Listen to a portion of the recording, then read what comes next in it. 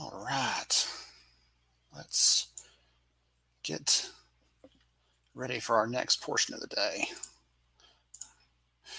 And no muting myself this time around. So, all right, welcome back. Oh, goodness. Hang tight, everybody.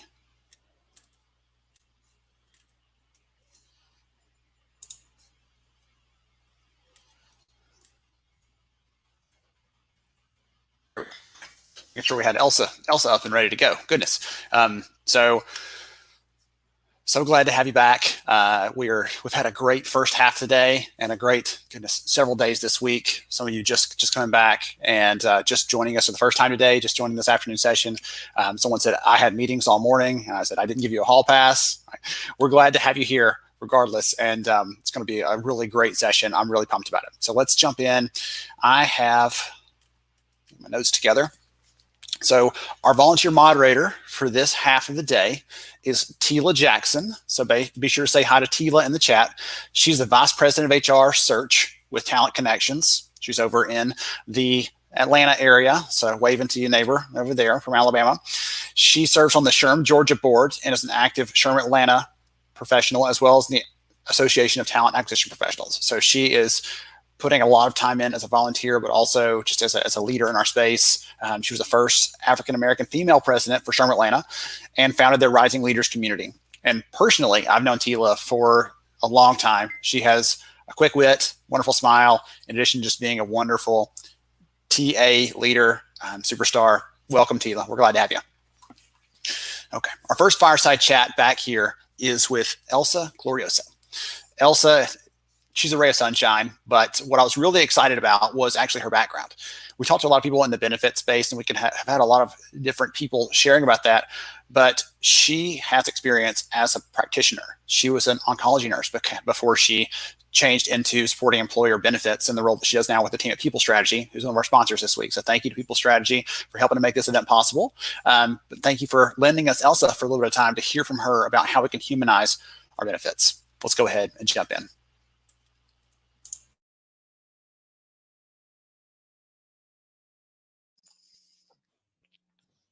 Hey everyone, welcome back to another fireside chat here at HR Summer School. I am so excited to talk to this next guest, Elsa Glorioso. Make sure I got that right. Elsa is with People Strategy, and she's going to talk to us a little about benefits. We haven't had a lot of conversations around that this week, and I felt like it was kind of a gap. So I specifically reached out today. Would you talk to us about this a little bit? And she has some really interesting background. She's going to bring some unique perspective. So Elsa, welcome to the conversation. Yeah, thanks, Ben. I'm excited about having this chat with you, specifically around the time that we are, facing now. I have a pretty interesting background. I'm actually a former oncology nurse. I was part of the bone marrow transplant team at Georgetown, and my relationships with insurance carriers was a little rough when it started out, but I quickly saw an opportunity there to, kind of provide a more personal, just really give them an idea of, there is a person behind all of this, and we want to make sure that we are personalizing the care, that we are maximizing the care that could be offered, and that we are really focused on the patient's outcome. And so, being able to kind of have that insight really, provided me just a whole different aspect, when I'm talking to carriers or when I'm working on benefits for different clients. I've been with People Strategy for about 8 months now. And, my goal is really just to connect clients with, with carriers or with the appropriate folks that they need in order to enhance their benefit packages as much as they can and really stand out as an employer. I love you said like the human side of things, and I think that's one of the things we talked about before we started recording a little bit ago.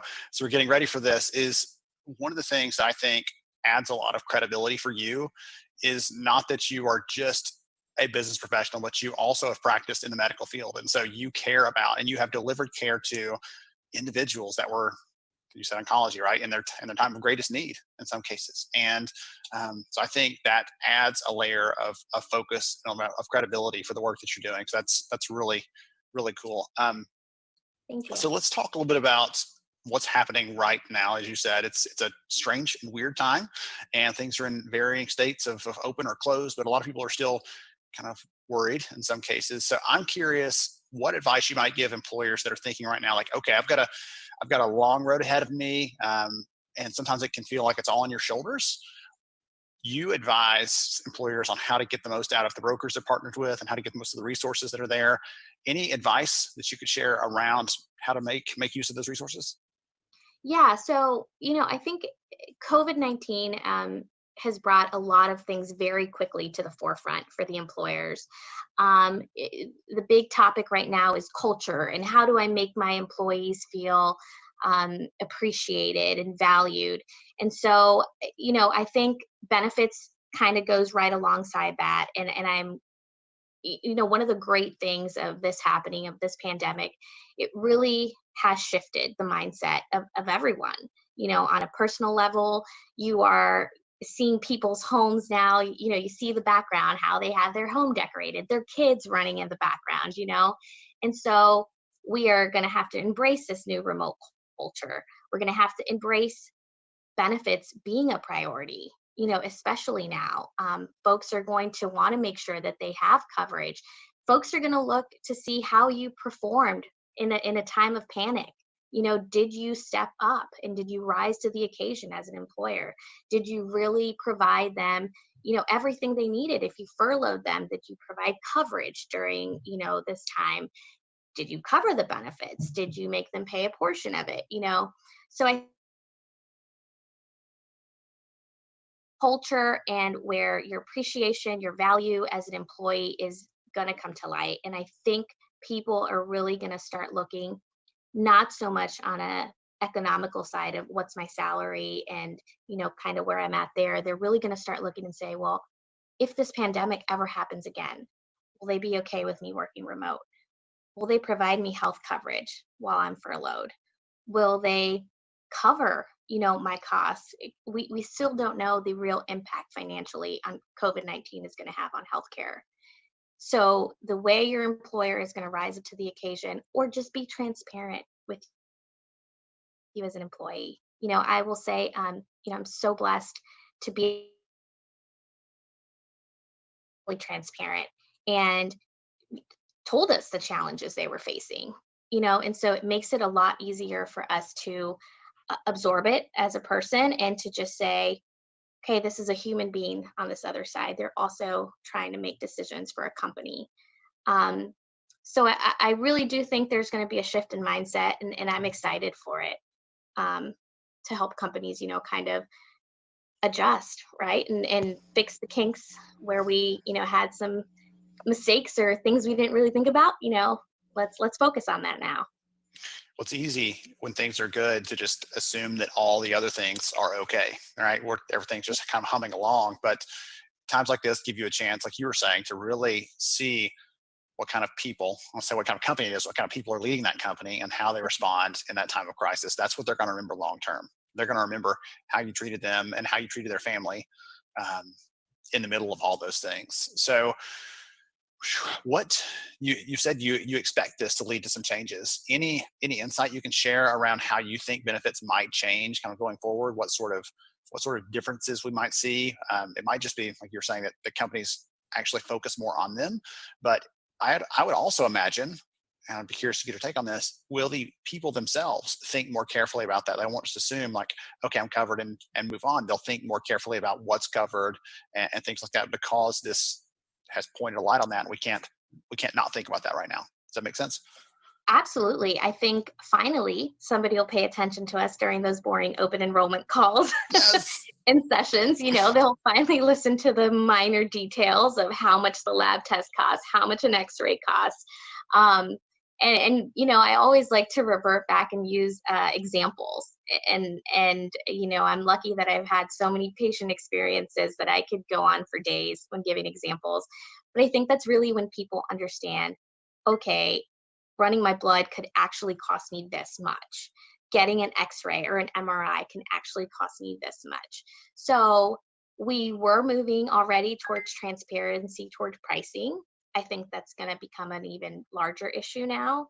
I think telemedicine has come in and really just changed the way we have access to care. It's been out there for a while. Honestly, it's we've been promoting it for maybe 5 years now, and people just didn't like thinking about talking to my doctor over my computer, or I need them to see what's exactly wrong, because on the video it's not going to be clear. And so now it's really brought to light, it's okay, I can tell my doctor over Zoom the symptoms I'm having. My doctor can assess what I have, and they can prepare a great patient care action plan for me. Behavioral health, you know, being locked up in your house all this time, being with your family. I'm a mom of three, and sometimes I'm like, okay, am I losing my mind here? Or should I reach out to someone, or what's going on here? But, I've been so fortunate to say, I've had friends that have been able to have their therapy sessions via Zoom. They've been able to continue, kind of adjusting their medical dosages with, whatever treatment plan they were on. And so you really don't need to have that, face to face anymore.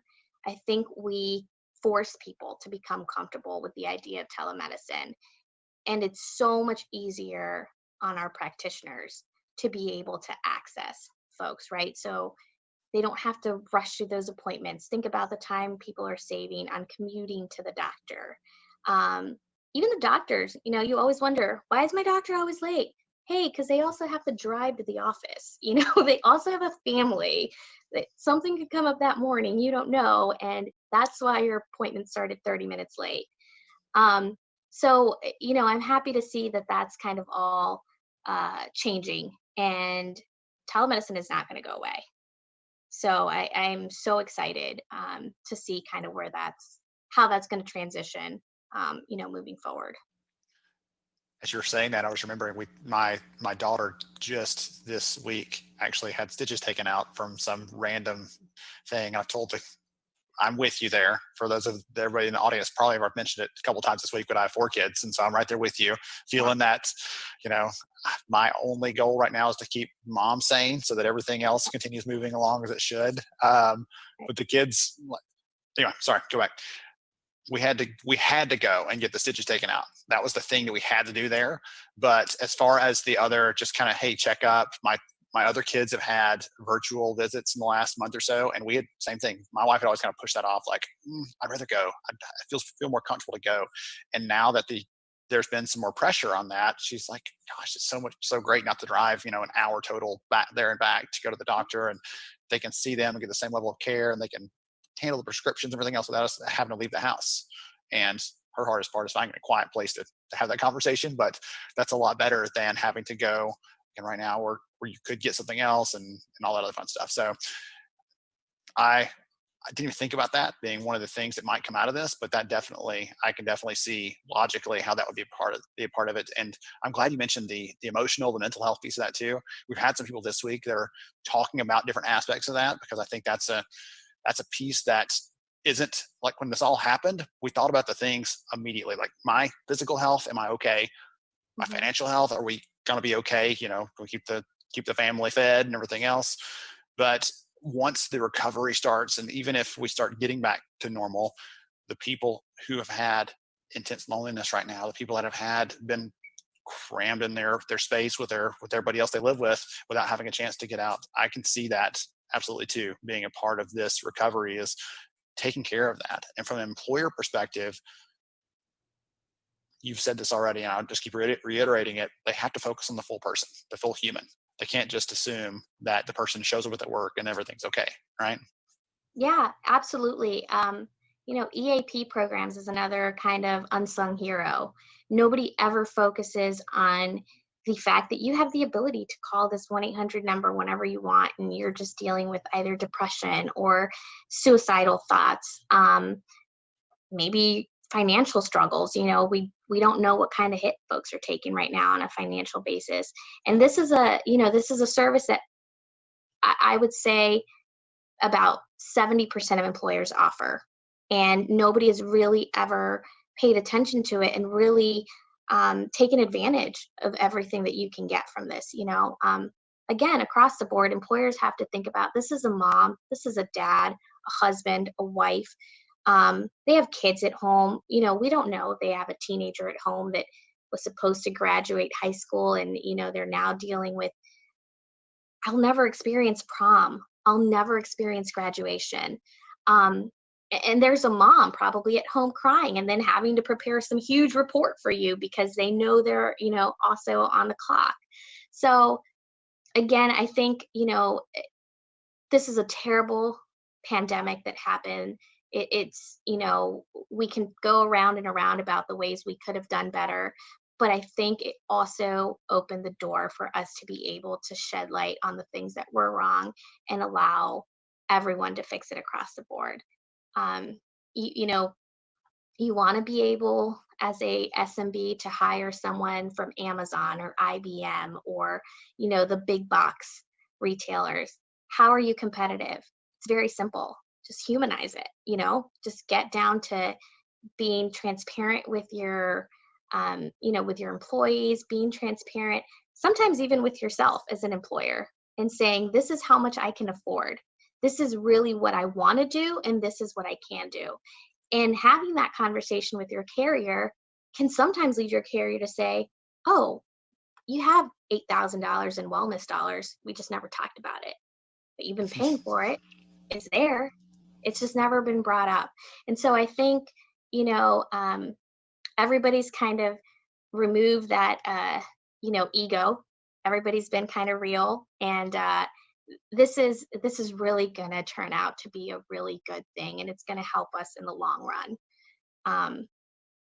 So trying to look at the glass half full here, right? Yeah, absolutely. Well, I appreciate the work that you have done, the work you're continuing to do, helping companies to humanize that, but also serving as that kind of intermediary between the brokers, the providers, and the companies trying to do this. So if someone wants to learn more about the work you're doing, the work that People Strategy is doing, what's the best way to do that? So you can find me on LinkedIn, um, social media. My husband's actually social media director. I wasn't huge on it before, but LinkedIn is the way to go. It's Elsa, yes, like Frozen, for you that have kids. My last name is Glorioso, like glorious, but with an O at the end. If not, also via email at elsa.glorioso at peoplestrategy.com. Again, I'm happy to answer any questions, just really, I no strings attached, right? I want people to know that there are genuine people in this business that really are focused on a better outcome for everyone. Awesome. Wonderful. Well, thank you again for joining me. I've had a good time, and I've taken some notes over here, learning some good stuff about kind of some good ideas about what's next, what's coming, and what to expect from an employer perspective, but also from a perspective of working with other HR leaders in the space. I know they appreciate it as well. So thank you for joining us, Elsa. This has been wonderful. Yeah, thanks for having me, Ben. Absolutely. Yes, ma'am. To everybody else, stay tuned for more HR Summer School coming right up.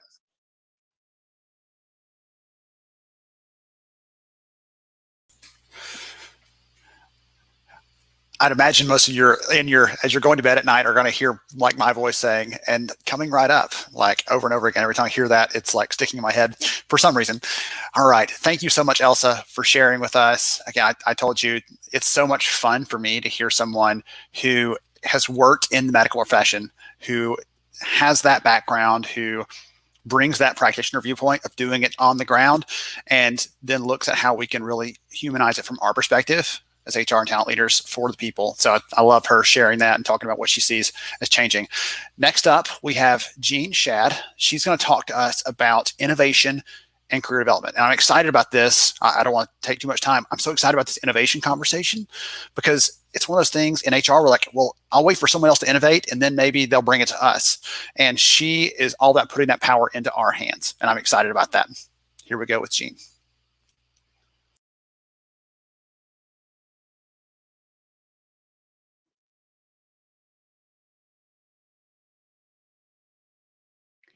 Thank you, Ben, and hello, everybody, to our session today. We'll be talking about how to use innovation and get more of it in your organization through career development. So I'm Jeannie Shad, and I lead the talent solutions practice here at Randstad RiseSmart. My passion and really what I've devoted my career to is helping individuals with their career choices inside the company and helping those companies to keep them retained, interested, and working to their highest skill set. I am an ICF certified executive coach, and I've been coaching for about 16 years, and I'm based in beautiful Huntington Beach in Southern California. So today we're going to take you through three concepts. We'll talk about three things that are really important to helping companies adjust their business models and adjust their workforces right now. First is the idea of agility and how agility can feed innovation in companies that need innovation right now.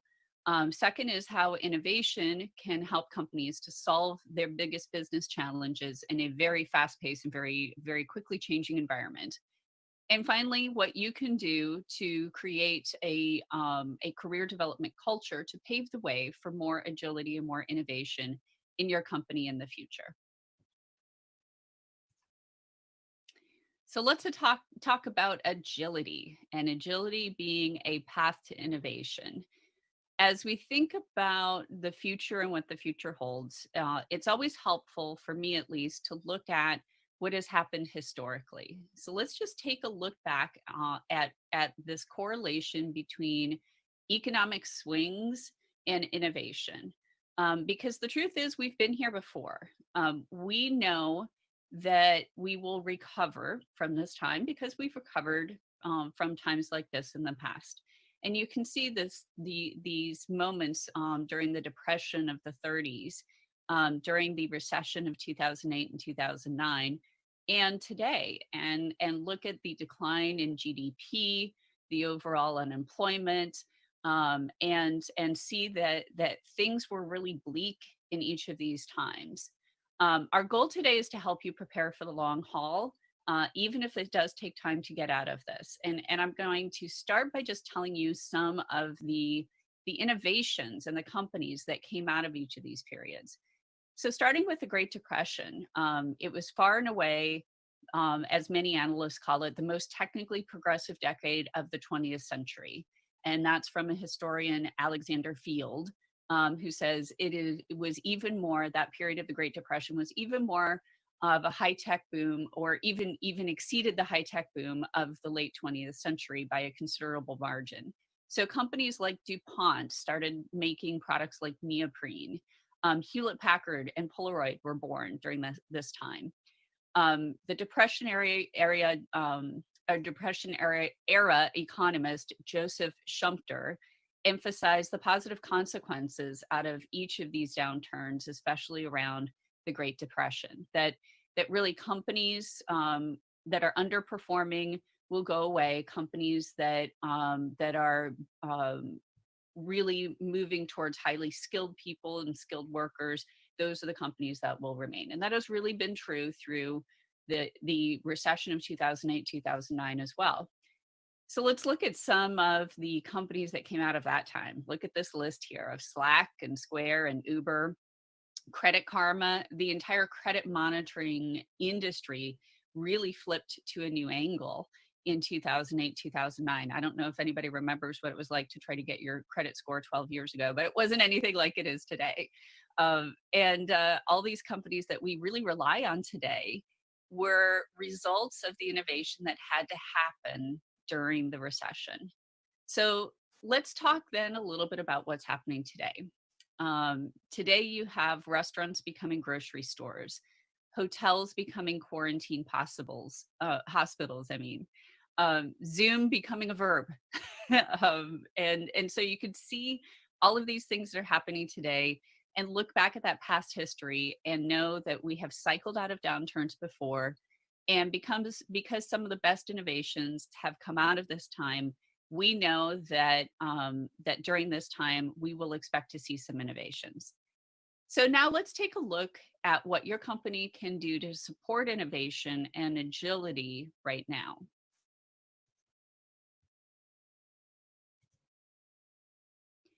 We have several examples here of what we're seeing with companies who are being extremely agile in their business processes. Healthcare organizations had to very quickly change and get very creative about where to find personal protective equipment, for instance, as well as how to move their workforces around. So one organization we work with in Australia is Australia's largest healthcare organization. And they had to pretty much overnight re-engineer their process for how they staffed each of their 168 different healthcare organizations to make sure that they put people in the places where they were needed and resources could be quickly diverted from underutilized areas of the business to prepare for the COVID surge. So this wasn't just helping people to move staff from one place to another, but to actually take on different roles and slightly different roles using the skill sets that they have. We're also seeing grocery store workers becoming essential workers and stores having to change their layout significantly in a short period of time. Restaurants have become markets or grocery stores in many ways. If I go to the website for Panera Bread or California Pizza Kitchen, I can actually buy flour, whereas I may still have a hard time finding it in the grocery store. And restaurants are even shifting to home prep services to compete with Blue Apron and others like that. Other changes we're seeing, McDonald's is lending an entire team of people to Aldi stores to help them stock their grocery shelves. This was what was happening back in March and April as the grocery stores were needing workers to stock shelves during off hours, and McDonald's had extra workers. They struck a deal to literally loan an entire workforce out to Aldi. We've seen with many of our organizations a surge in the need for customer service representatives to help with the adjusting business needs and all of the questions that people have as things change very quickly. So we've seen people move from recruiting roles and other roles that are underutilized right now into those customer service roles. There are dozens, if not hundreds of examples here. General Motors stopped making cars and started making PPE in a matter of 3 weeks.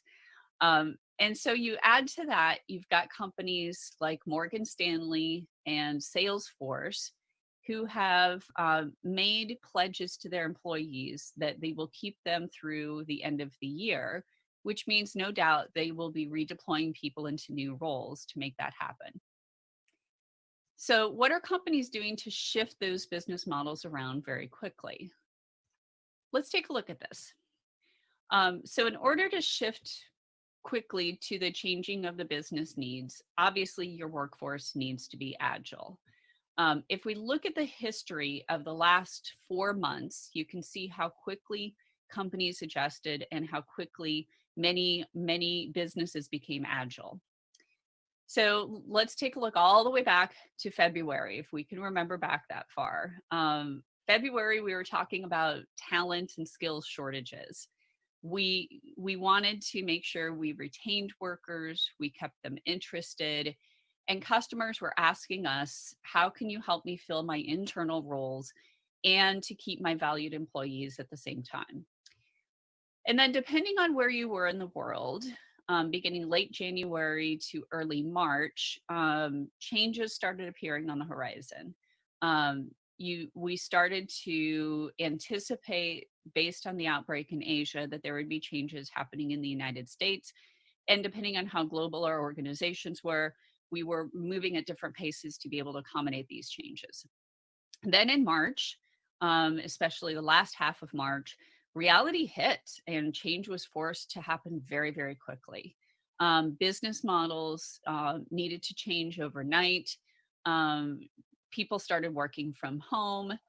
And so when you have this forced change and this rapid change in the business models, we ended up needing to very quickly shift workers to accommodate these business changes. And this is where you see this concept of rapid redeployment. So let's look at that. Rapid redeployment is a phrase that we've coined to name what we're seeing happening right now during the COVID crisis. There is a dichotomy that exists in many organizations where parts of the organization are less busy or idle, and parts of the organization are busier and in need of more people. So these might be completely separate divisions of larger companies that really have no interrelationship to each other and might require people to quickly upskill and reskill themselves in order to take advantage of that. So when we look at the idea of rapid redeployment, it can happen in several different ways.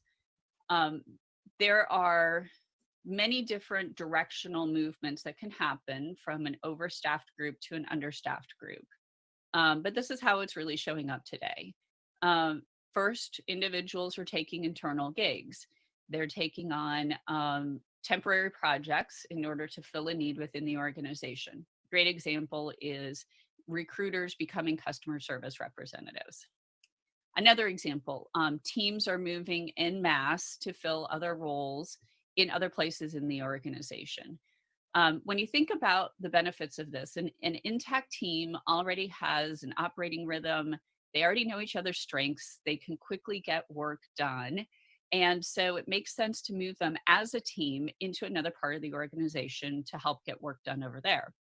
So one company we know in the health insurance industry is doing this with teams of training individuals. So they've taken training teams and pulled them off other projects and put them on the job of actually training and reskilling people to skill them up in new roles. And other examples we're seeing, teams can break up and take on internal gigs. And when you see this happen, you're actually seeing the benefit of that team relationship happening across various gigs and various people, because we're all an interconnected system in every organization. And when team members who know each other and trust each other break up and each handle internal gigs, each of those gigs can leverage a relationship with the team members in order to get work done faster. And finally, individuals can move to join new teams and perhaps do so on a long-term basis. So this is what's happening quickly to address the short-term emergency business needs. The result is that tribal knowledge is being retained and operating rhythms of teams and individuals are being leveraged. And really what happens out of this is that companies are able to get work done faster, and they are able to stay ahead of not only the competition, but the changes that are happening very quickly right now. So this idea that we've talked about, rapid redeployment, it may be a new term, it may be a new name for something, and it's the same concept that we've already known. It's just accelerated. These are things we've been talking about in L&D and in HR teams for some time. What's happening now is that our vision of this rapidly reskillable and agile workforce is coming true. It's coming true in a forced way, but it's opening the eyes to organization leaders who never thought that this was possible or reasonable, to take people from completely different parts of the organization and quickly reskill them and redeploy them into new roles. And our leaders are also beginning to see the business benefit of this. The events of the last few months have forced us to see why each of these concepts of the agile workforce, on-the-job learning, and career development are important for companies to have. So let's paint a picture of what this agile workforce looks like.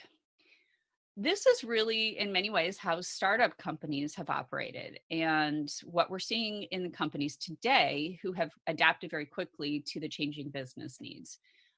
So first, employees are encouraged to feel safe contributing outside their job function and outside their job responsibilities.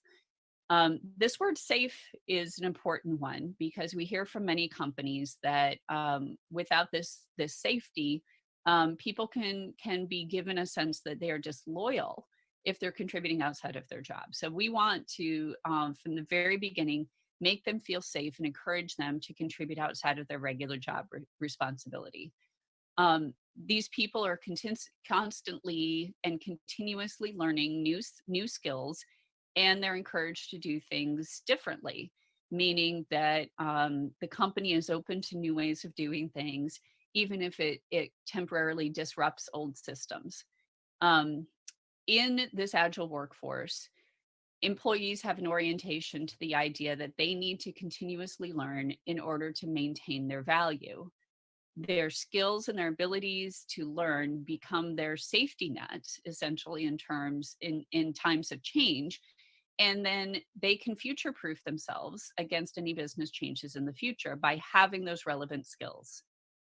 Organizations are also operating very differently with an agile workforce. They create visibility into new opportunities for employees, and they encourage employees to contribute in new ways. And this can be through internal gigs, through stretch assignments, formal or informal.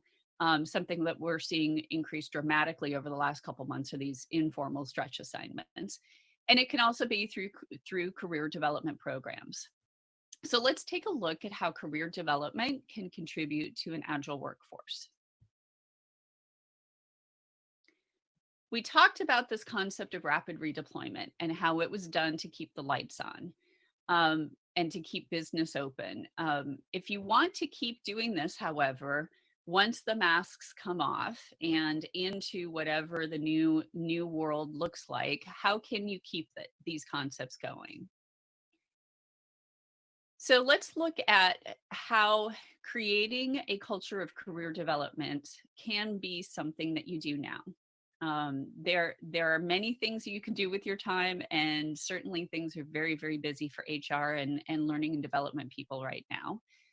And we have a vision that companies can begin using what's happening now to create a culture of career development. You can create an agile workforce. And it's in many companies, almost every company we talk to, this idea has actually been proven because people are doing these things during the COVID crisis. People are already developing their careers through projects. They're already learning. They're already leaning into new things during the pandemic. You can simply call this out to your organization leadership. We in learning and development roles, we knew this could happen. and it's happening now, and simply call attention to your organization leadership that these things are happening now. And then to make sure it keeps happening, add career development tools to your learning systems to ensure that people are contributing to the organization in new ways, that they're developing their skills while they're following things that are of interest to them and getting work done in the process. You can encourage employees to own their own development and then give them the time and the tools to learn. One company we work with has created this culture from the day the employee is recruited into the organization. Employees are oriented to think about what's next in their career at that organization and contribute from the very first day. They're encouraged to think about what else they can contribute. By the way, this company has weathered the storm of the COVID crisis quite well because they already had those cultural imperatives in place. So another thing to think about in creating a culture of career development is to focus on outcomes and not the process. This is what we see in startup cultures, and especially the companies that have sprung up from the last recession. They focus on outcomes, not necessarily who in the organization gets to those outcomes or where the ideas emerge from. And finally, if you have a skills inventory, capture the skills that people are learning now so that those skills can be visible in the future to other hiring managers. This will enable better talent fluidity in the future, helping people to continue to build their skills, helping the organization be flexible to respond to those changing business needs, and allowing managers in the future to tap into potential talent by being able to know what their skills are and being able to quickly shift business models by knowing they have the talent on board and they have captured the skills that that talent has. So all of these things, they don't have to be a program or an initiative on a big scale. It can even be an organic outcome of what you're already doing by simply calling it out, or it can be the addition of a few simple new habits into your organization. So we've talked about a number of big ideas. Let's simplify this down to how we can encourage more career development and encourage that culture of career development in order to impact innovation right now. So how do you fan those flames of innovation and continue to create new habits for your organization through career development? Um, First, we would say to make sure that you're democratizing learning, that you're providing tools to everybody in order to upskill everybody. It puts employees in charge of their own development and enables the organization to respond with greater agility at times of change, because the workforce is reskilling and upskilling and making themselves agile. And so this makes it easier to respond to workforce shifts, such as those that are happening as a result of the pandemic. Micro-learning is important. This helps to avoid the Zoom burnout that is happening, and makes sense when people are at home. And even when they come back, that learning within the flow of work, in between meetings, just-in-time learning, and using virtual tools to fit the environment for this virtual workforce, which will continue for some time now in many different ways. So with our tools, they're designed to be used virtually, and they can support being applied virtually because they were designed that way, and being able to be used immediately within the flow of work. So another thing to do is to encourage this on-the-job learning through internal project teams or internal gigs. We've talked about this concept, but certainly something we've seen a number of things happen around it, and a few simple things to put into place. Attach some governance, but make it as minimal as possible.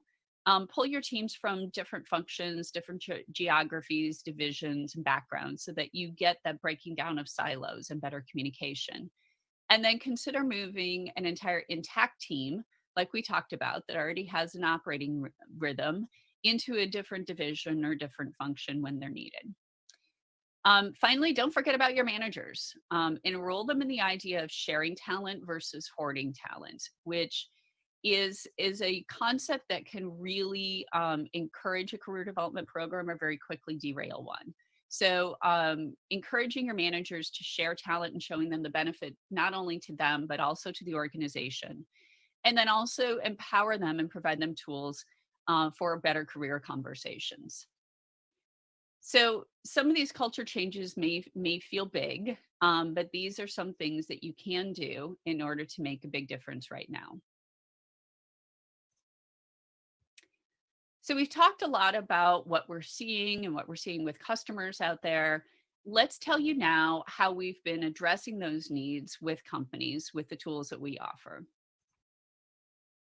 So we here at Randstad RiseSmart are deep into the process of talent mobility right now. We work with our customers on their full cycle of talent mobility, and this includes enabling internal mobility through career development programs, as we've talked about today. We also help them with redeployment needs when they have to shift workers into new roles in a short period of time, as we've talked about. And we help them to transition people outside of the organization.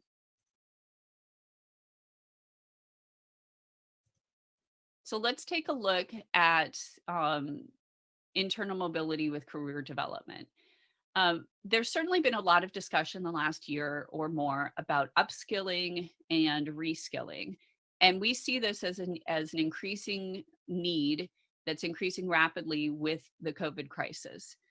Just as we've talked about today, as companies are shifting their business models, the most successful organizations have been companies who are already offering some level of career development and already encouraging that internal mobility with career development and encouraging people to do things in new ways, to continuously learn, to continuously upskill and reskill.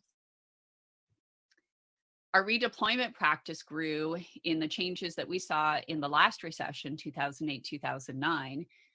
Companies did not want to follow the same mistakes of that recession, where leaders were taking large bonuses while employees were being let go. Companies that we talk to right now see redeployment as a solution and a potential alternative to letting go of employees. This area of our practice has seen a tremendous uptick in interest in the last couple months. The companies we speak to have entire divisions who are desperately hiring, while others have workers that are idle as the business needs are quickly shifting. And we're helping the people that are part of this to move through that change curve very quickly and to focus in a very short time on shifting roles, often within a matter of only a few weeks. And then finally, outplacement. For many organizations, there is a reality that good people will need to exit the company. And when this happens, the employee experience that we've been talking about for the last 12 years is still important to the company. And our tools have been designed to help companies maintain a consistent employee experience as they are exiting the company, finding new roles, finding them quickly, and then finding them within organizations and navigating this very quickly changing jobs landscape right now. So let's take a deeper look into our career development tools, what we've talked about a lot of today.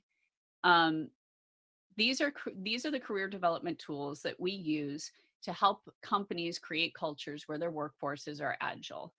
Our online learning tools and discovery portal are designed to shift the mindset of the employee from my next opportunity is a specific role to the idea that I can contribute in new ways outside of my job responsibilities in ways I hadn't even imagined.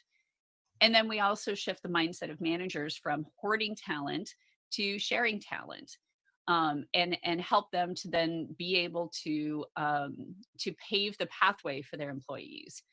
We create a culture of lifelong learning and continuously skilling and upskilling. So 82% of employees say that lifelong learning is important to them. This is from the Randstad Work Monitor. And 54% of employees will require reskilling by 2022, according to the work we've seen from the World Economic Forum. So combine this with a shift to remote work, and you see that many companies are in need of adapting to the new normal to make sure that people are able to make these shifts when they happen. And our career development platforms are nicely suited for this virtual environment. We have created various learning platforms, various learning pathways within our learning platform to allow people to discover their area of focus that fits their own career needs as closely as possible, and then to quickly move through and be able to learn new skills, plan their career with the planning tools, and be able to move forward with their career planning. And then we also work very closely with them with a high touch component, including career coaching, one-on-one coaching with our career development coaches, and then automated scheduling and coach messaging through the portal. You could see what some of the learning tracks look like, all of it being content that is focused on helping the person be able to discover what they want to do and then move quickly into those areas and move it quickly into planning and executing excuse me, executing on that idea with the support of their coach. So that's a look at what we're seeing in the marketplace right now and what we are experiencing with the customers we work with, and also a look at how we're helping customers right now with some of the tools we have. So thank you for the opportunity. We will take questions in the Q&A window if you would like to use the LinkedIn chat feature for questions. We'll take some questions. With that, I'll hand it back to Ben. Thank you, everybody.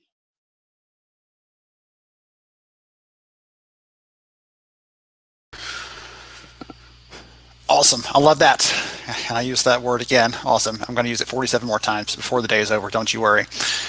I loved that. And as I was telling you, right, it's about helping us to see that innovation can happen and should happen and does flow, not just from other places in the organization, but where we can help to drive that. If we're helping to think about the skills, the talent, the abilities our workforce has, if we're helping to drive that agenda and see that from a big picture perspective, we can help them to get to the right place. I did not mean to do this right now, but this popped in the chat randomly. Tila and I, last time we saw each other in person was actually on a cruise last year, the HR conference cruise. hrcruise.com is the website, and they actually set up a special link. I posted it in the notes a minute ago. I'll post it again so you can see it. hrcruise.com/HRSS for HR Summer School. And they do these cruises. It's a floating HR conference. It is a ton of fun because you get to really connect with people like you're connecting this week, except in person, and they're doing it next year. So Becky Dill is out there. I saw a couple of people that I've actually, that's how I met Greg Hawkes, the other speaker from this week. So it's been fun. It was a great way for me to meet people. And I didn't mean to bring that up right now, but it just popped up randomly. Next up, one of my very good friends, Heather Kinsey. So I've got some good things to say about Heather. Not many good things. No, I'm just kidding. Our unofficial conference buddy, you've seen her probably all week in the chat, engaging with people, just being kind and friendly, and that's who she is. The first time I ever saw Heather's picture was years ago. She had done the very first webinar I'd ever attended as a new HR professional. I was like, what is this webinar thing? What is that even called? You know, what is that experience? She was there talking about culture. And she must have been 10 years old because it was back when I started in HR. But I loved hearing her then, and I love hearing her now. When I first met her in person, I was at a SHRM conference, and they'd given us these little cards to give out that had like a fun fact about us. And the fun fact for me was I can walk on my hands. And as soon as she got the card, she had never met me before. And she's like, okay, prove it. And she made me get down there at SHRM in front of all these people and walk on my hands to prove I can do it. So that's the kind of person she is. I love her. I appreciate her. And I can't wait to share her story with you now.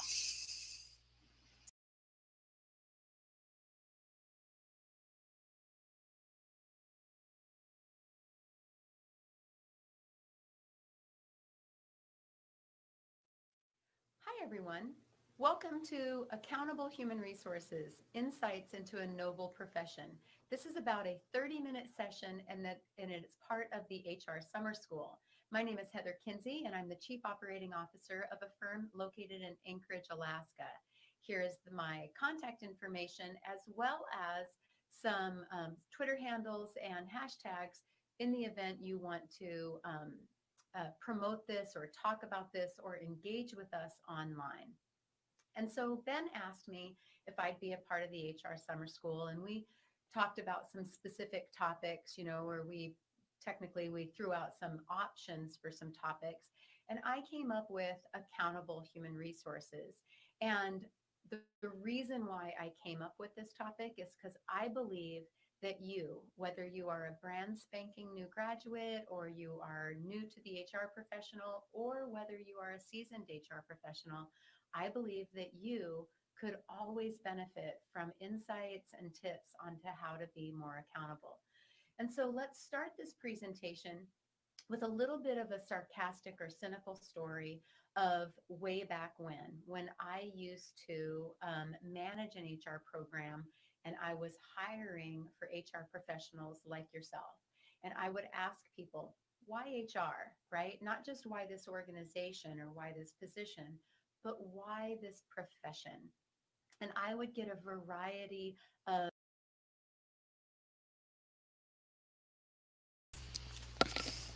Okay, I'm going to pause ahead there for 1 second. I'm going to try to get the audio cranked up if I can a little bit on there, and I'm also going to see if we can get our captions corrected, because for those in our audience that are hearing impaired, they're having trouble catching this, obviously, since there's no captions, and I want to try to give them a chance to participate as well. So give me 1 second to see if I can fix that for our video here.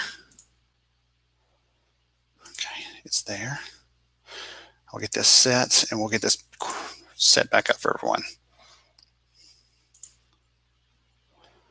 All right, volume is as high as it's going to go. You're going to turn it up, headphones if you need to. We'll run it that way, and then we will.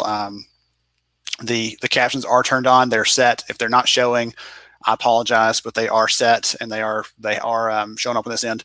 If they don't play for this live video, we'll make sure and get them on the actual replays. I apologize to those of you that can't hear that. I apologize.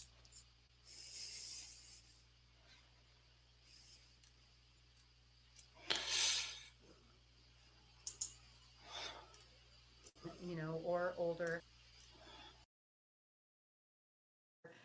candidate. I would get things like, oh, well, I really like people, or I like solving problems, or I'm a really helpful personality and I just really want to help others, or the pay is good. And I totally appreciated the honesty of the poor naive candidate that thought that the pay was good, or there was job security in it, or that every day was different. But these were some pretty typical answers, and they may be the answers that you have when you chose that profession, right? This could have been the drivers for you choosing HR. But I got to tell you, I think you can do better. I would listen to those answers from the candidate, and I would kind of, look like this guy. And I'd say, God, really? And why did they think that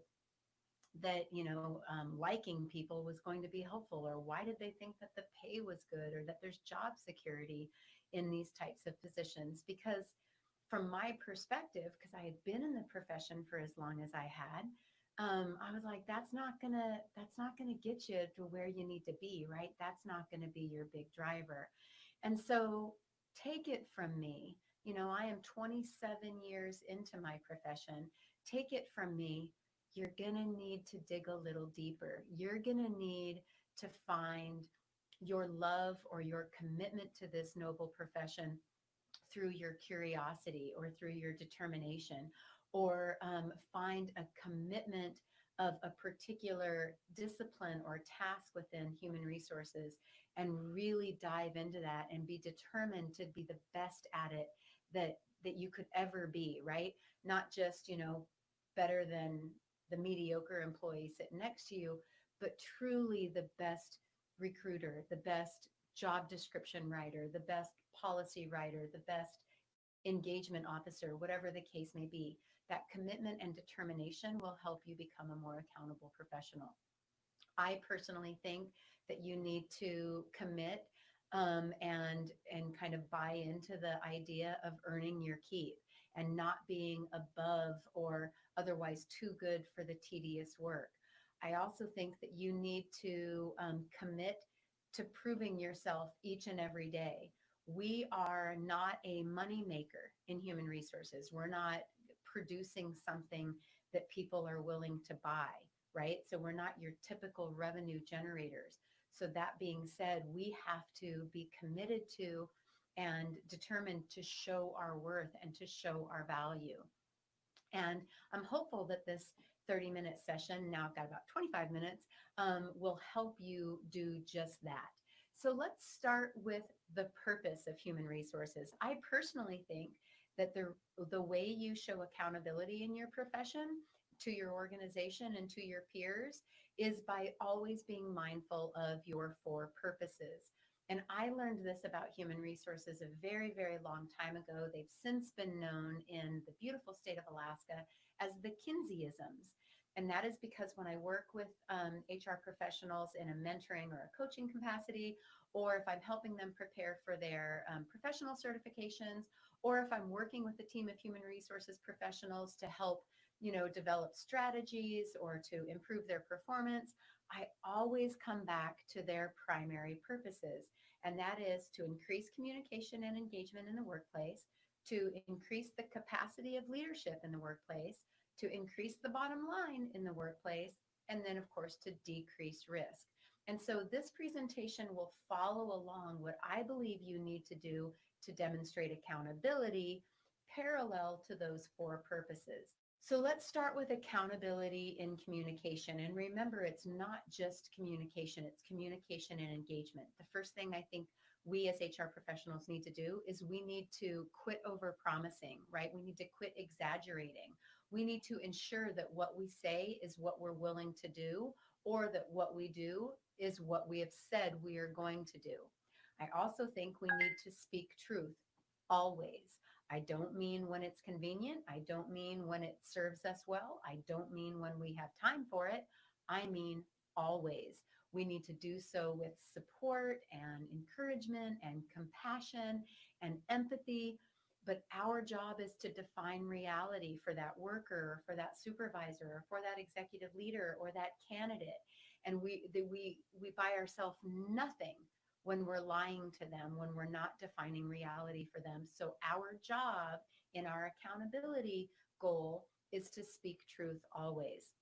Another thing I think we need to do is we need to take time, make time, and pave time for active communication and engagement. And what I mean by that is it never takes second fiddle. It is always first priority to make sure that we're communicating and engaging in a truthful or authentic manner.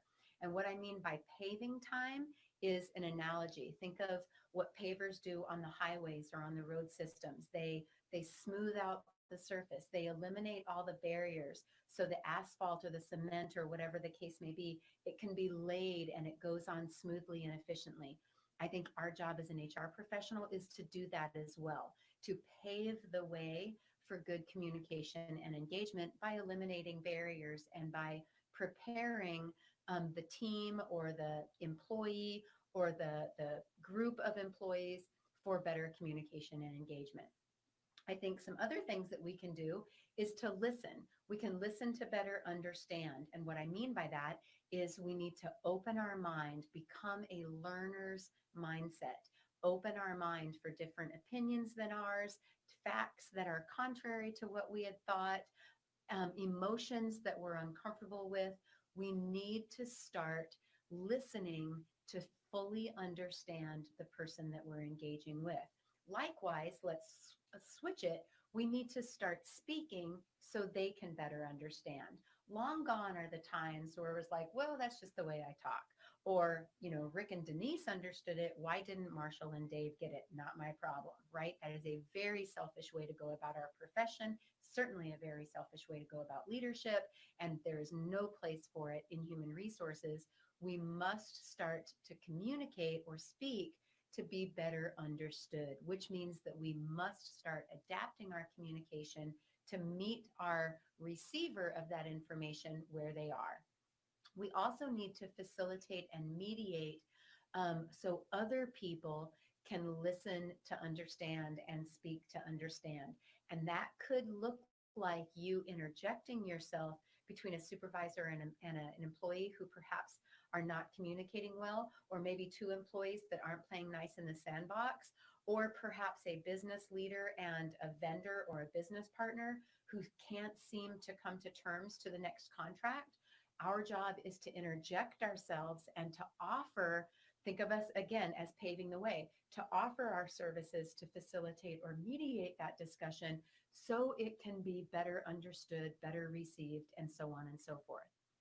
And then another thing that I think we could do is we need to facilitate, mediate, speak to understand, listen to understand, or I'm sorry, speak to be understood, listen to understand, even for those that we don't like, or that those who don't like us, or for those that aren't reciprocating.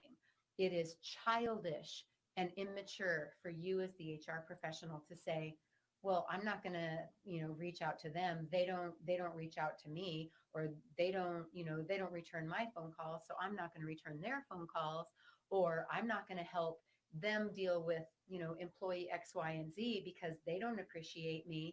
Get over yourself. Get over yourself as an HR professional. I don't care if you're 40 or if you're 20.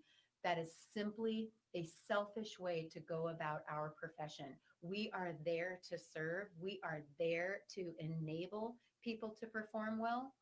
And that means that we do it for anybody and everybody. And last but not least, do it more, right? Mediate more, facilitate more, communicate more, listen more, engage more.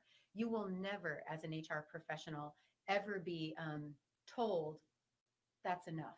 I don't need you to communicate that much to me. I don't need you to engage that much with me. Trust me, I'm at a decent level. I have been doing this for 27 years. I have yet to reach that level. So I'm fairly confident that you've got some wiggle room to communicate and engage more. But now let's dive into leadership. I've got these broken down into two different slides. I've got one talking about your leadership as an HR professional, and then I have another one with the other leaders in the workplace. But let's talk about you personally first. I think that HR, because of our profession and because of the roles that we play for an organization, I think that we are indeed looked upon as leaders. So that being said, if we're going to be accountable into increasing our capacity for leadership, then we're really going to need to start paying attention to our certain behavior. And so first and foremost, don't confuse your job title or your autonomy or what you've been empowered to do or what authority has been vested in you.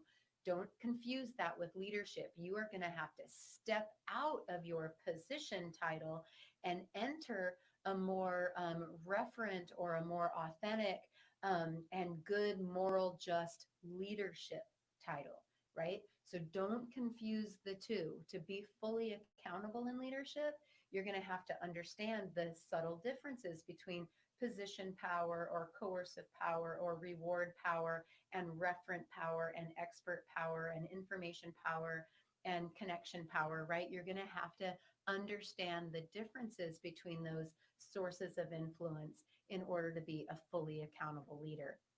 The next one is that I think that you need to learn, I think we can all learn to be more humble, to demonstrate more humility. I personally think that admitting failure and conceding when you need to concede and admitting a mistake or going with somebody else's idea, even though perhaps you thought your idea was a better one, I think those types of actions and behaviors show that we are accountable leaders, right? It doesn't show that we are weak. It doesn't show that we're doormats. It doesn't show that we're otherwise not strong in our decision making. It shows that we are objective and open-minded and that we are not above reproach. And that's how we demonstrate accountability in leadership. And then another thing is always know that you're setting an example, always. Not just because you're a leader for the organization, but because you're in human resources. Imagine if, as a human resources professional, you were always late to work, or you didn't follow through with promises that you made the workforce, or that your work was sloppy, or that you took long lunches, or you wasted your employer's time. How on earth is an employer or a company going to stand behind disciplining the guy in procurement or the girl in finance or somebody else in operations when their own human resources program is in the toilet, right? So we never have the excuse to let our guards down and not be the best employee we can be, because how else are we ever going to sleep at night, right? We've got to do better. But now let's talk about being accountable human resources professionals while we support other leaders, not ourselves, but now like supervisors and managers and executives in our organization. First and foremost is our job is to provide them adequate resources, sufficient resources, thorough resources, accurate resources, and then step back and let them do their work. Our job is not to tell them what to do. Our job is not to say, you can do that, you can't do this, right? Our job is to provide them the resources that they need to do their job well at all times, not just when it's convenient for us, not just when we want them to succeed. We should always be wanting them to succeed. So whether it's a policy manual, whether it's a blog that might be insightful, whether it is access to information, whether it is additional training that they need on the HCM system, whatever the case may be, you are the provider of resources. So enable your leadership to do their job well by providing them to them in a very transparent, open, and engaging manner. Know that your job is to help leaders learn from their mistakes, not pay for them. It breaks my heart when I walk into a conversation with a bunch of HR professionals and they are bad mouthing a leader and they're almost laughing at that leader's failure because the leader didn't take their advice or the leader didn't do what they suggested that they should do, or so on and so forth. That just breaks my heart. That's not our job. Our job is to say, all right, I had suggested this because of these reasons. I totally get why you went into another direction or why you chose a different path. It didn't work out for you. So let's break down some of the things that could have been prevented or some of the things that perhaps could have been mitigated along the way, so we don't find ourselves in this same problem or quagmire a month from now. But how can I help you? It is okay. That is our job. In order to truly be accountable to this particular purpose, we need to put our ego at so far behind us that we barely recognize it. Our ego has no place, or our I told you so moments or our gotcha moments have absolutely no place in this profession. So allow leaders to learn from their mistakes. Do not make them pay for them. And then finally on this slide, remember that that leader who dislikes you the most, or who distrusts you the most, or who is the most cynical about human resources, right? They're the ones that you can always count on an HR joke pretty badly placed, on any given day. Trust me that they're the leader that needs you the most, right? Because they don't understand the purpose that we serve. And somewhere along the way, they've been burned by a human resources professional, or they've been let down by a human resources professional, or they have been otherwise set up by a human resources professional. Our job is to identify those people that don't trust us or that dislike us and reach over and help them realize that we are there to support them and to enable their leadership. But now let's dive into bottom line. Our purpose as a human resources office is to increase the bottom line. And you may be thinking, hold on, like 4 slides ago, Heather said that we're not revenue generators. So what on earth is she talking about here? And I got to tell you, that's exactly what I thought like 20 some years ago, when someone had suggested to me that human resources increases the bottom line. I thought, well, what are we going to start charging for applications? Are we going to, like, every time someone wants me to write a position description for them, are we going to say, okay, well, that's an added surcharge because you want it written well? Like, I didn't get it. But then I started to get it, because thankfully I had a great mentor. And so I certainly didn't get to this on my own, but I started to get it. And then even more so years later in my career, I had the wonderful benefit of learning about lean, Toyota lean, lean processes, Six Sigma. And I learned all about waste and redundancy and identifying where value added stuff was. And so I said all that to say this: we can affect the bottom line, and we do it in a really, really, really creative way. First and foremost, we do things right the first time. If you want to be an accountable HR professional, you are not going to cut corners. You're not going to be lackadaisical with your work. You're not going to be sloppy. You're going to say, what is the right way to do this? I am going to take my time. I'm going to eliminate my distractions, and I am going to do it right the first time, because that saves my organization money. Let some other schmuck do things 4 or 5 times. I'm going to do it right the first time, and I'm going to preload my investment to ensure it works the first time. Next thing we're going to do is continually look for non-value added items that are clogging up the processes, right? So we are going to switch our hats and become little miniature black belts in Six Sigma, or we're going to become lean philosophers like I am. We're going to look for things like waste, something as simple as printing on color printer, using color toner for the first 4 drafts. Why on earth would you do that, right? Color toner is more expensive than black toner. So print in grayscale, print in grayscale, print in grayscale, voila, look at this beautiful color, final copy, right? That's just an example. Another example might be pens. I know it's a silly example, but quite a few of us we're at the office and our pen starts to get a little funky or whatever. And so we just go and we get another pen and we use it. But what we don't really realize is that that pen still has plenty of life left. It's just that we're not storing it correctly. Pens are not made to be like this, right? It doesn't work like that. Pens are made to be upright, so the ink flows down towards the tip.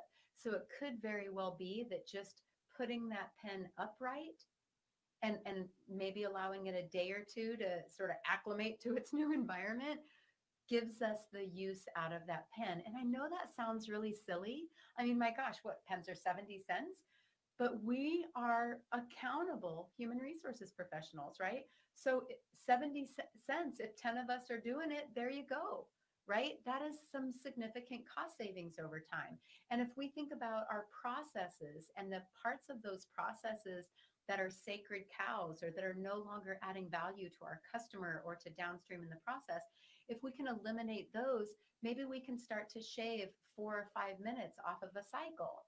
Well, 4 or 5 minutes for an employee who's making $22 an hour or $28 an hour, that is pretty significant cost savings when it starts to add up. So just think about that to be more accountable. Never leave any value on the table. And what I mean by that is you don't leave money on the table and you don't leave value on the table.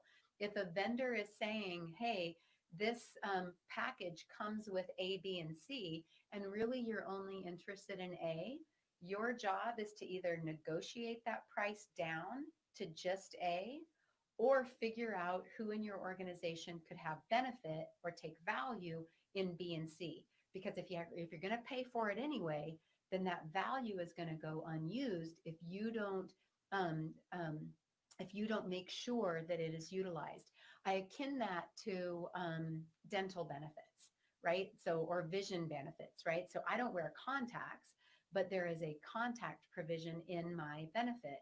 But I could repurpose that, I'm just speaking totally hypothetically here. This isn't real, but let's just say, what if I could repurpose that benefit to go towards sunglasses, and I really needed sunglasses, right? So it's another lens thing. So I don't know if that's a good example, but that's the type of thing that you as a human resources professional need to start thinking about, is not leaving value unutilized. And then don't leave money on the table. This could be as simple as you as a recruiter, you have 2 candidates, both of them have similar experience. The manager liked them, equally about the same. One of them wants $26 an hour. One of them wants $24 an hour. Which one do you choose? You choose the one that's $24 an hour, not because the one that's $26 an hour is not a good candidate, but because you're not going to leave money on the table. All right. And so why spend more if you don't have to? Another reason or another way we can become accountable with the bottom line is not wasting our time or not wasting others' time.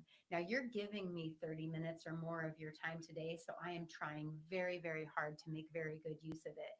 And I want you as an HR professional to do that to everybody. I want you to start showing up on time for meetings, and I want you to be cognizant of when that meeting needs to come to an end and cull it. I need you to be in a meeting. I need you to not engage in sidebar conversations because you're wasting the meeting's time.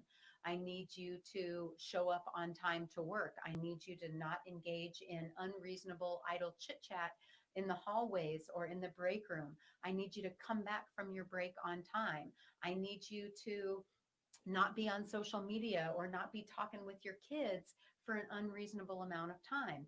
Because if you are wasting time, not only are you setting an example for others to waste time, but you are sucking money out of the profitability of your company. And that is not what accountable HR professionals do. Another thing that I'd like you to be aware of or mindful of is just because you can doesn't mean you shouldn't.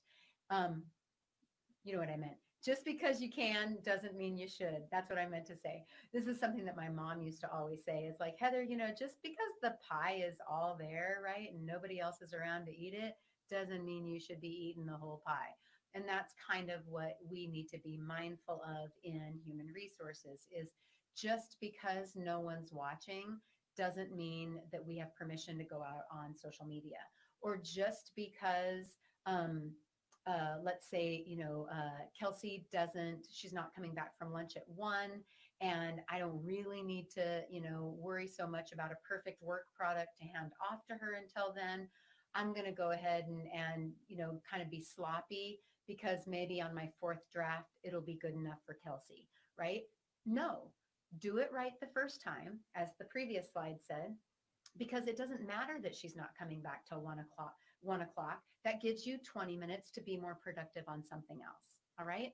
And then act like you own the place. And what I mean by that is act like it's your money that's being wasted or spent. Right. And I have never, ever appreciated, bottom line, until I owned my own business. The moment I bought my own business, or I technically started my own business, and I started realizing just how much Post-it notes were, or toner was, or how much 8 hours of productive time looked different than 8 hours of lackadaisical time.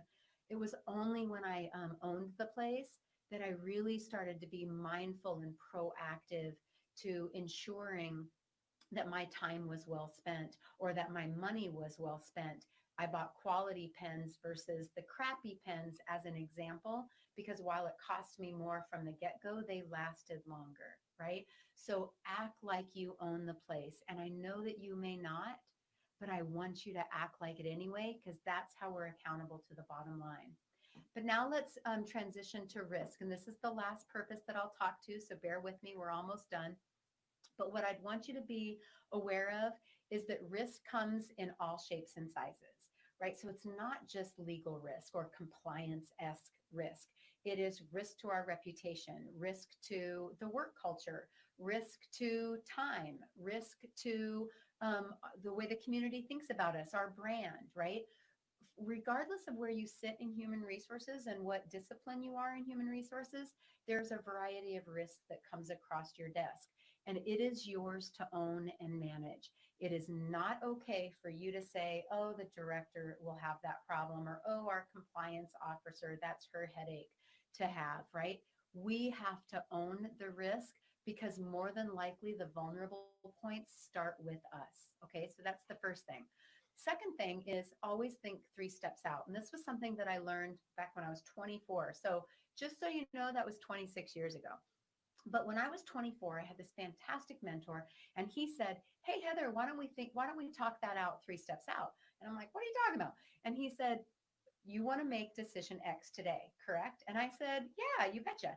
And he says, all right, what's likely to happen if you make decision X? And I told him, and he goes, excellent. What's likely to happen if that happens? And I told him, and he goes, all right, we're almost there. What's likely to happen? 1, 2, 3. What's likely to happen if those 2 things happen? And I told him. And so he goes, do you still think decision X is the right solution? And lo and behold, about half of the time, decision X was a shitty solution. And I'm like, oh my gosh, I can't do that. And he's like, all right, let's think of another solution. And so I think of decision Y. What's likely to happen? then what's likely to happen?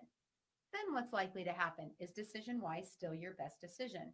And again, about 50% of the time it's going to be, and you're just going to plow forward. But about 50% of the time it's not. Or there's something that you can do to mitigate risk between steps 1, step 2, and step 3. So by the time you get to step 3, it still looks like a pretty darn good decision, right? So that's what I mean by thinking 3 steps out and acting accordingly.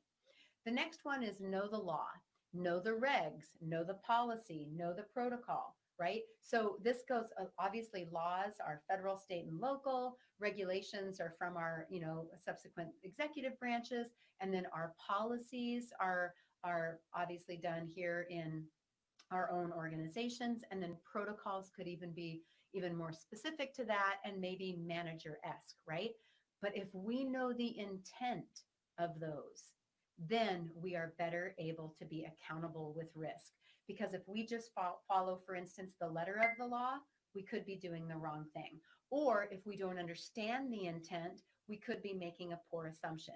And so our job is to know the rules, whether they're a federal rule or an executive order, or whether it's a protocol over here or whatever. Know the rules, know the intent. If we can well verse ourselves on the intent, we are more likely to be accountable in managing the risk. Become a champion for fairness and justice. It breaks my heart when I learn or I meet human resources professionals that are not champions for equality. They are not champions for all are welcome. They are not champions for justice and fairness in the workplace. And so I beg you to become an accountable human resources professional and to become a champion for those things. Then I'd like you to realize that your job is to explain a pro or a con, or here's a risk if we do it this way, here's a risk if we do it that way, right? Your job is to explain all of that, to be the educator or the informer, but then your job is to step aside, okay? You cannot be an accountable HR professional and make decisions on behalf of your manager or make decisions on behalf of your workforce, right? You can't. You can't. Your job is not to say yes or to say no. Your job is to say, here are the options. Here are the potential or forecasted consequences of those options. How can I support you in your decision making? Okay, I cannot say that enough. Your job is not to make the decisions for your managers or your workforce. Your job is to inform them of the consequences of such decisions and then step aside. Documented or didn't happen. I am also very, very sad when I hear about HR professionals that aren't good note takers, or that didn't recognize that, E stands for evidence in email, or that their own documentation is pretty haphazard and not thorough, or worse, their own documentation hurts, their company's defense, or hurts the overall situation as opposed to helping it, right? So our job is to document in order to help, not hinder. And at the very least, to ensure that documentation exists, because as we all know, if you didn't document it, or if there's not documentation, it didn't happen. And then very similar to spending money or taking advantage of value or otherwise, just because you can do something doesn't mean you should. And the example that I list here is, or that I'm getting ready to list here, is pretty much one that we've all heard of. Just because it's legal doesn't mean it's right. And so your job as an accountable HR professional is to ensure that your managers understand, again, not to tell them yes or no, but that they understand, or that the workforce understands, that just because there is a policy that is saying X, or just because there isn't a policy, right, we're silent on that issue, doesn't necessarily mean that we should engage in that behavior or take that action or make that decision. And then very similar to the bottom line when it comes to risk, act like you own the place. If you were a shareholder of your company, or if you were the sole owner of your company or a partner of your company, would you accept that risk? right? Or would you try to better manage and mitigate it? And so I think that if you can start to put yourself into the owner's shoes when it comes to risk, you can turn yourself into a pretty good accountable HR person. So that's my session today. I hope I've given you a lot to think about. I hope I have encouraged or motivated you to become a better, more accountable human resources professional. And just as a reminder, I think you can probably make some improvements on your determination, or proving your value, or showing your worth, or whether it's showing humility, or standing on principle, kind of not riding with the wind, but planting your figurative feet together and to say, no, that's wrong, right? Whether it's any of these bullets, I'm sure there's room for improvement. I know I personally still struggle with many of these, depending upon the situation or depending upon the client. So certainly I am not perfect. I always try to remember what I'm put into this career to do, and that is to increase communication and engagement, to increase or otherwise enhance capacities for leadership, to increase our bottom line, all the while decreasing risk or managing risk. So I hope that you got something out of it. I certainly would welcome any of your feedback, or if you have direct questions. There is a list of services that I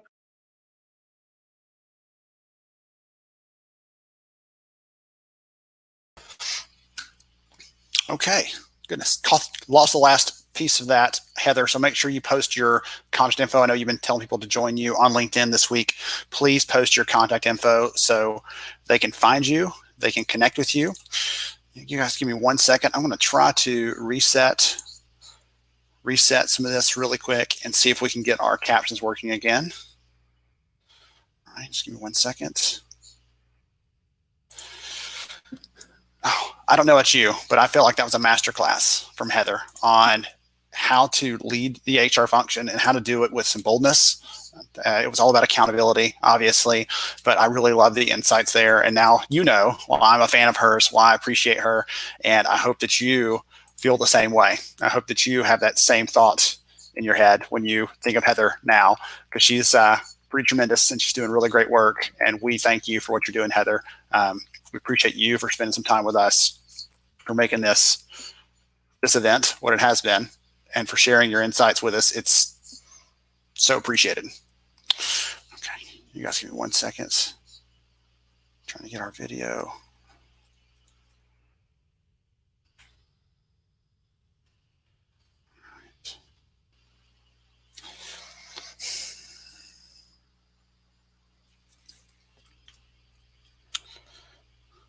Okay, guys, I am having some trouble getting our next speaker's content up.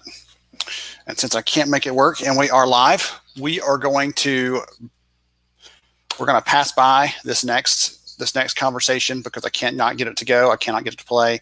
And I do not want to miss out on this chance to see Joey share with you guys. So I'm going to work on that. Maybe we swap it out tomorrow with something else. Maybe we bring it back as an extra credit. I'll make sure and get this to you, though, because this is part of our overall 20 hours this week, our credits. So hang tight. We'll get into the next talk with Eric Meyer. Just 1 second.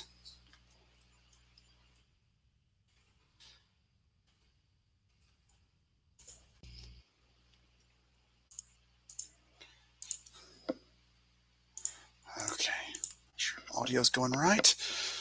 All right, we're gonna have Eric Meyer. We'll close up for the day, and we will work on getting Joey's video, his stuff together, because his presentation is about dealing with a bad boss, dealing with company culture, and I felt like it was the perfect segue from Heather's conversation.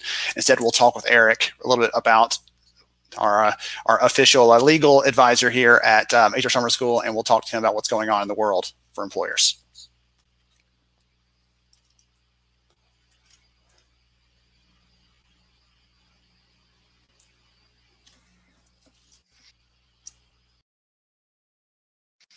Hey everyone, it's Ben Eubanks. Welcome to the conversation here at HR Summer School. I have Eric Meyer. He's going to talk to us a little bit about some of the things that employers are dealing with, some of the things he's hearing from his customers, his clients. Don't forget, if you're just joining us for this session, Don't forget to sign up at hrsummerschool.org because we're sharing free resources, slides, other stuff from our speakers there after the event in the coming weeks as well. So make sure you're signed up so you don't miss any of that good stuff coming there. So Eric, welcome to the conversation today. Ben, thanks for having me. It's great to be here. Absolutely. Well, I told you, you're my go-to person for legal stuff, not just because you know the space really well. You are reading and sharing things every day, which I appreciate about you. Maybe not too much. Don't share too much, but I appreciate that about you. But what I really appreciate is that you're human about it. You have a little bit of levity because you understand that like we can't take this too seriously. So I really appreciate that about you, and was kind of your approach overall. So to dive into the conversation, let's tell the audience a little about yourself. I mentioned you're an attorney. I think I mentioned that, but if I didn't, there you go. Tell them about yourself though. Sure. I am an employment lawyer at law firm of Fisher Broyles. We are the first largest, what we call distributed cloud-based law firm in the world with about 60 attorneys. We've been hiring like crazy over the past couple weeks and months. Mm-hmm. And I am the publisher of the Employer Handbook, which is a labor and employment law blog at theemployerhandbook.com. And we were talking before we got started, you wanted to know a fun fact, or maybe you have another question for me. I'll give you a fun fact. Yeah. I don't know how to ride a bike. And on the down low, I've been looking into adult tricycles to get around. You don't know how to ride a bike? Really? No. Really? So I've been looking into adult tricycles as a way of transportation, a little extra exercise during this pandemic. Thoughts on that? Should I get one of those like baskets on the back or a horn, 7-speed? I don't know. I was going to say unicycle, but that might be even harder than a bicycle. So I don't know. Totally. I don't know if you've got much of a chance. You need one of those from, 100 years ago where the front wheels, as tall as your head, basically. Exactly. That's the one you need because people will take you totally seriously as an attorney when you show up on that. Exactly. Do I show up in a Jaguar or a Bentley, or do I show up in the giant front wheel tricycle or cycle, whatever? I don't know. There's probably a scientific word for that, and I don't have any idea what it is. If I'm rolling on 20s or 22s, I might want to show up on the tricycle. We'll see. Okay. Gosh, see, like we got to focus or I'll do this all day. So fair enough. All right. We have quite a few people who are tuning in. We have some from outside the U.S. If you are here from outside the U.S., you're welcome to listen in, enjoy this conversation, but probably the compliance stuff is not going to be focused for you. So you can take a break, come back to us in a few minutes when we resume some of our other content. But for those of you that are here in the U.S., you are likely thinking about returning to work, getting things back up and running if you had some sort of disruption there. And so I wanted to have Eric here to talk about some of the things that he's hearing. I had the chance actually recently to do a webinar with him to hear him talk about some of the big picture issues and things. And so Eric, I'm hoping, if you don't mind, just to kind of want to open the floor a little bit for you. What kind of things are you hearing? What sort of things are top of mind for employers right now? What sort of tripwires are there we don't want to step into? Anything that you can share on that front, I'm sure people would be really appreciative. Well, there's this dichotomy. We hear so much about return to work. We've seen a lot of articles and blog posts from attorneys about return to work and a lot of guidance about return to work. But unless you're in a few states, you're not really returning to work just yet.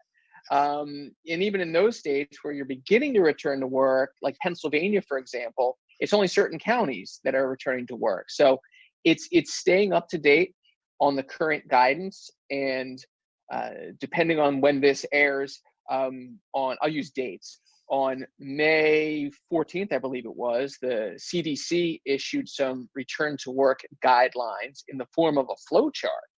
So, things that we're thinking about, that we'll continue to think about going forward, are compliant with state and local reopening plans and making sure that you have some kind of health care safety protocols set up in place, like the hand sanitizer stations, and that you're otherwise cleaning up the office. You know what signs to look for if folks are sick, things like that. Sending people home if they are sick, not letting people come to work if they're sick. Accommodations, telecommuting, social distancing. This is all very kind of like high 30,000 foot level. I'm not getting too granular here. Yeah. So these are the things that people are thinking about in terms of return to work. Yes, absolutely. Well, one of the things that hit me is we were talking last week with someone else, and one of the comments was something about, compassion is not illegal, right? And I know that you got a kick out of that because you're like, I didn't take that class in college, right? On compassion, No.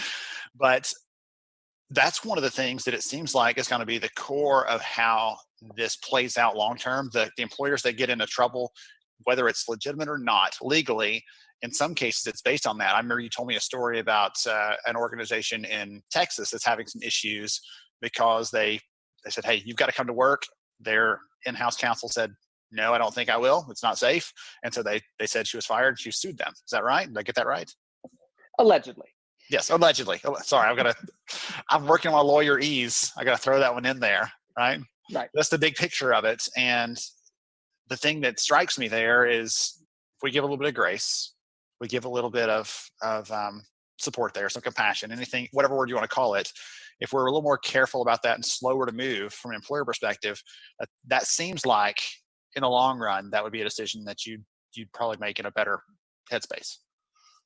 Yeah, I mean, the government has sort of forced compassion onto, or forced employers to utilize some compassion in the form of the Families First Coronavirus Response Act. So it's the government stepping in and saying, we are going to indirectly fund paid leave for employees who are dealing with COVID-19 type issues. I won't get into the particulars. So there's that. Even the CDC, in its guidance, has offered up other voluntary. Statute is statute. It's mandatory for private employers with fewer than 500 employees. But the CDC has said, for example, consider updating your leave policies to allow employees to basically share their banked leave time with someone else. So if I have 50 days banked and someone else has none left, someone can donate 10 or 20 of those days to the person who has no time left. Consider being more flexible just generally, even if someone has run out of time, if they need to take a few days off to care for a child over the summer because there is no school,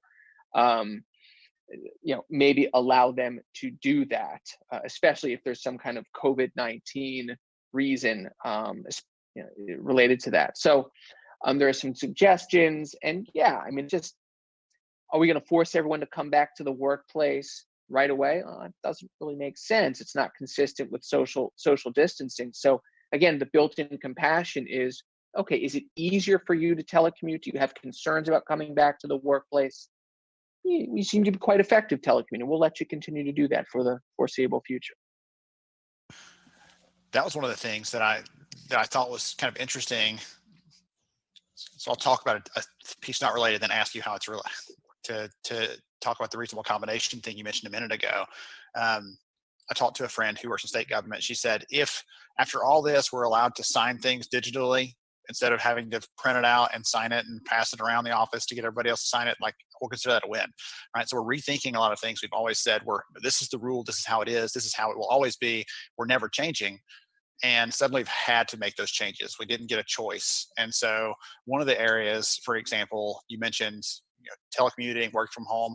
Some companies, some managers have always said, well, we can't do that here though, right? It works for them, but not for us.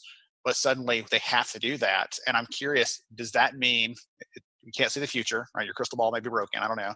But I'm curious if that means employers are going to have a harder time forcing people to not do that in the future, even beyond the scope of this, right? Is that always going to be a reasonable accommodation or easier to prove going forward? Well, to be clear, I can see the future, but I only share the future with the clients that actually pay me. So for something like this, I'll have to read my hazy tea leaves. So the EEOC has already said, look, just because businesses allow people to telecommute right now doesn't mean that telework has become a per se reasonable accommodation. These are unprecedented circumstances and times where businesses are forced to allow certain people to telecommute. Obviously, if you're a waiter or a custodian or something like that, you can't telecommute that. But if in any way, shape, or form the job is potentially capable of telecommuting, then we can do that now. But going forward, it's not an automatic reasonable accommodation, but the needle has moved for sure, right? Certainly, if there are lawsuits over the reasonableness of telecommuting as an accommodation, the employee is going to argue that the needle has moved and that telecommuting, were at one time maybe it was maybe it certainly is a reasonable accommodation now. So that's something that I agree with you, that telecommuting is going to become a bigger thing. I fear, though, from a business standpoint, the flip side of that coin, with greater efficiencies, and our eyes are now open to, ooh, this is a great way to run our business. We didn't realize this before. That what we're going to start to see is businesses realizing, maybe I have too many employees. I've found more efficient ways to run my business by virtue of this pandemic. If 100 people were laid off at the beginning of the pandemic, I don't know that 100 people are coming back. Interesting. Actually, I was talking to someone who was a recruiter during the early 2000s and the late 2000s recessions we had in the US. And that was something very similar to what she said. She said, it makes the headlines when X company lays off 100,000 people. And when they herald the return, hey, we're hiring, 80,000 people this coming season for our new, seasonal whatever. Everybody's like, yes, they're hiring, but you forget about the 20,000 people that were there before. Right. Mm-hmm. That just kind of gets glossed over in that. And some of it might be just they've shrank as a company, but also it might just be they have become more efficient, more effective at that. And that's a real concern for sure. Speaking of kind of the future looking stuff, one of the things that you actually had you on the podcast recently, which was a fun conversation. I do not remember the number of it. I'll try to get that link in the show notes in the comments in a little bit when I get a second to look that up. But we talked about what you saw coming out of the other side of this, right? And those are the early days when we talked about it, but you still seem like that's still the focus I want to ask you to share. But do you foresee the same kind of bubble of litigation, legal issues coming out of the other side of this when things calm down and somewhat settle back into a normal work routine? Are we going to see other things coming out of this kind of at a waterfall effect for a long time? Yeah, we're not going to sit around and smoke the peace pipe. That's for sure. There will be lawsuits. What types of lawsuits? I continue to think that the whistleblower claims will be pretty big, especially now as we have returned to work and you get people who say, look, I don't want to return to work because you don't have these certain safeguards in place. You're not complying with this return to work order or I've heard that you're not complying with this return to work order that the state has set up. So that could be an OSHA whistleblower claim. If it's more than one employee complaining about it, that could be a National Labor Relations Act type thing. There are many state laws, like I practice law in New Jersey with one of the most robust employee-friendly whistleblower laws in the country. You don't even have to have you don't even have to blow the whistle on something that actually is unlawful. All you have to do is have a reasonable belief that something is unlawful when you blow the whistle. So if you're fired for that, you have a whistleblower claim here in New Jersey. Other states have similar laws. We're going to see some classic FMLA claims. I mean, yeah, we'll see Families First Coronavirus Response Act claims and the related baby FMLA and FLSA claims. But we're going to see some classic FMLA claims. People forgetting that COVID-19 is probably a serious health condition. So, if employers aren't given the proper notice, aren't giving leave when they should be getting leave, and then ADA dovetails into that with accommodations. So yeah, I mean, I've been spouting off here for a minute and a half. Yeah, we're going to see a lot of lawsuits. I'm going to be busy. Going to be lots of things keeping you occupied in the coming months, for sure. Maybe coming years, who knows? And I looked that up while you were talking there. Thank you for that minute and a half. Episode number 78 of We're Only Human podcast. We talked about, again, it seems like 100 years ago, the early days of the FFCRA and some of the things coming out of that, what we were seeing from that perspective. And now, again, some of that has shifted and changed, but that's still a good episode if you're curious about how that stuff applies and you also are enjoying what Eric's having to share here. But yeah, so much stuff coming, so many things, and it's easy for me to feel. I talked to some friends in Atlanta recently who have already started doing the open up thing. I'm here in Alabama where we've started doing a little bit, but not. I'm so looking forward to getting a haircut, and some of those kind of conversations it feels like almost a relief, like when things do open. But like you said, it's not going to be, okay, Monday, show back up, everybody, 8 a.m., be at your desk. All of us are going to be here. Like, that's just asking for trouble long term Yeah. if you're trying to be forceful with that. Yeah, I mean, one of the things that goes part and parcel with that we haven't discussed yet today is mental health.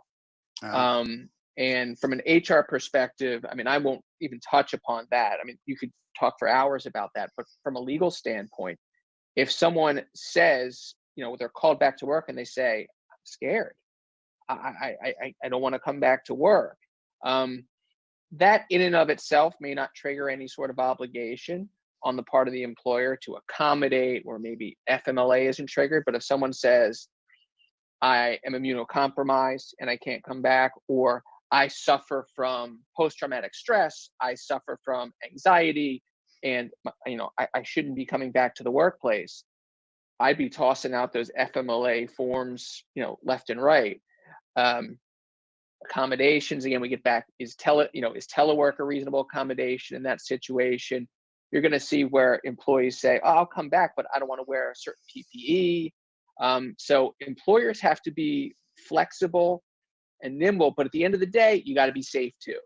So, for someone who doesn't want to wear PPE, that's going to be a harder one on the employee, right? But for an employee who has an underlying health condition that compromises them if they come back to work, the burden then will shift to the employer to show why that's an undue hardship to bring them back, or to allow them to, to telecommute or come up with some other reasonable accommodation, or provide the FMLA leave if you have 50 or more employees.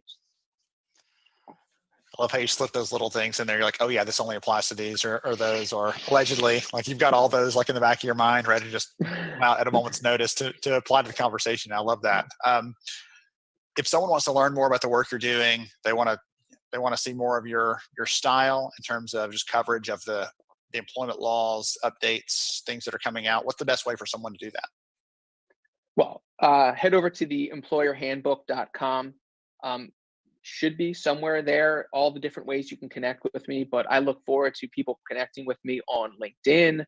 Find me on Twitter, and I'm pretty active there. I've been posting more videos, so I've got a YouTube channel now for the Employer Handbook. I do Zoom chats and Facebook Lives and all sorts of stuff. So it all basically emanates from the blog, and plus you can check out my bio at fisherbroyles.com. Awesome, well done. So thank you so much for joining me, Eric. This has been a lot of fun. Thanks for I appreciate me. it. Right, I'm going to say something that I don't want you to be offended by, but most of us don't look forward to talking to attorneys, don't look forward to hearing from you, because usually it's bad when things come along that you have to share. But I always appreciate your counsel, your insight, your expertise. And again, theemployerhandbook.com. If someone wants to check you out, learn more about what you're doing, it's a great resource, and it'll make you smile or laugh, usually at least once a week, probably. So I'll go ahead and put that burden on you to make them laugh. It's okay. It doesn't hurt me at all. But again, thank you, Eric. I appreciate you for joining me. To everybody else, thank you for joining us for this conversation, and stay tuned for more HR Summer School coming right up.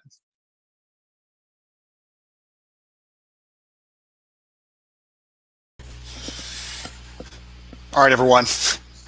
Now you know why I told you Eric is my go-to person.